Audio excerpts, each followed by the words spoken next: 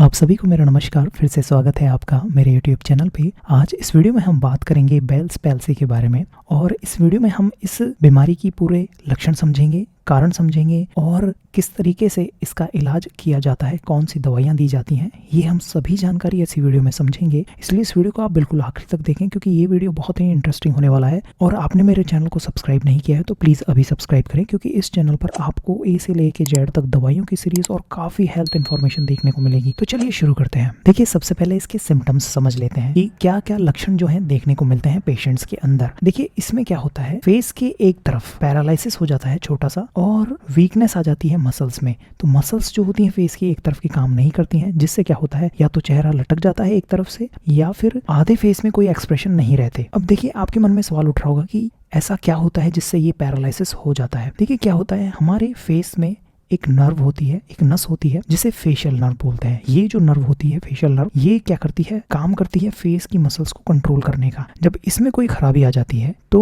ये जो सिग्नल है ब्रेन से फेस की तरफ नहीं जा पाते हैं अच्छे से, तो इसलिए वहाँ की मसल्स जो है अच्छे से काम नहीं कर पाती हैं, वहाँ पे पैरालिसिस हो जाता है।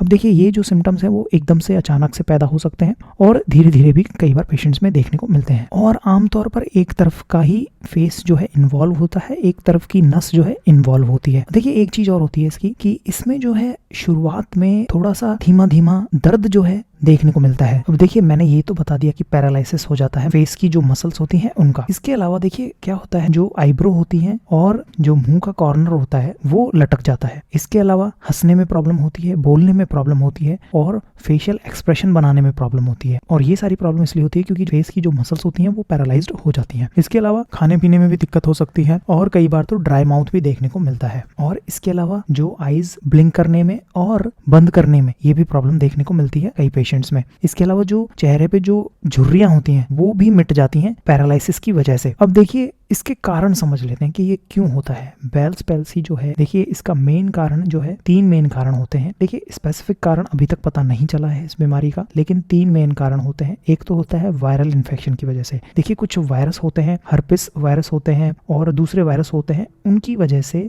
कई बार क्या होता है, शॉर्ट टाइम के लिए ये जो बेल्स पैल्सी है देखने को मिलती है। इसके अलावा कई बार क्या होता है, फेशियल नर्व के अंदर इन्फ्लामेशन हो जाता है, सूजन आ जाती है। उसकी वजह से जो नस अंदर हड्डी में से निकलती है वहां पर प्रेशर पड़ने लग जाता है, तो उसकी वजह से क्या होता है, जो नस है वो खराब हो जाती है। ये भी एक रीजन पाया गया है। इसके अलावा एक इम्यूनिटी की वजह से भी दिक्कत होती है। कई बार क्या होता है, एक इम्यून रेस्पॉन्स की वजह से जो नस की एक माइलिन शीट होती है वो खराब हो जाती है। तो इससे क्या होता है, फेशियल नर्व पर प्रॉब्लम क्रिएट होने लग जाती है और ये जो प्रॉब्लम है over the period of time बढ़ने लग जाती है। देखिए, ये जो बेल्स पैल्सी है किन में ज्यादा देखने को मिलती है। देखिए, कुछ पेशेंट्स होते हैं जैसे डायबिटीज है, हाइपरटेंशन है, प्रेगनेंसी में, या फिर कान के इन्फेक्शन में, या फिर और कोई दूसरा इन्फेक्शन है, या फिर किसी को माइग्रेन है। ऐसे पेशेंट्स में ये जो प्रॉब्लम है ज्यादा देखने को मिलती है। अब देखिए, इसको डायग्नोज कैसे किया जाता है, कैसे पता किया जाता है कि ये बेल्स पैल्सी है कि नहीं। देखिए, इसका कोई लेबोरेटरी टेस्ट तो नहीं होता है, कोई स्पेसिफिक टेस्ट नहीं होता है। केवल और केवल जब फेस का जब चेकअप करते हैं उसमें पता चलता है कि पैरालिसिस है, एक तरफ का है और अचानक देखने को मिला है या फिर धीरे धीरे देखने को मिला है। इसी से पता चलता है कि ये बेल्स पैल्सी है। इसके अलावा जैसे सिटी स्कैन या फिर MRI होते हैं, बहुत हाई स्पेसिफिक टेस्ट होते हैं जिनसे पता चलता है कि फेशियल नर्व में प्रॉब्लम है या फिर कोई ट्यूमर तो नहीं है। ये सब चीजें उन्हीं से पता चलती हैं। तो इस तरीके से चेकअप किया जाता है। अब देखिए, ट्रीटमेंट की बात कर लेते हैं। देखिए, कई बार क्या होता है, बेल्स पैल्सी के जो सिम्टम्स होते हैं वो 2 वीक में अपने आप चले जाते हैं बिना किसी दवाई के। लेकिन कई बार क्या होता है, ये जो सिम्टम्स हैं वो सही नहीं होते हैं। तो उस केस में देखिए, सबसे पहले तो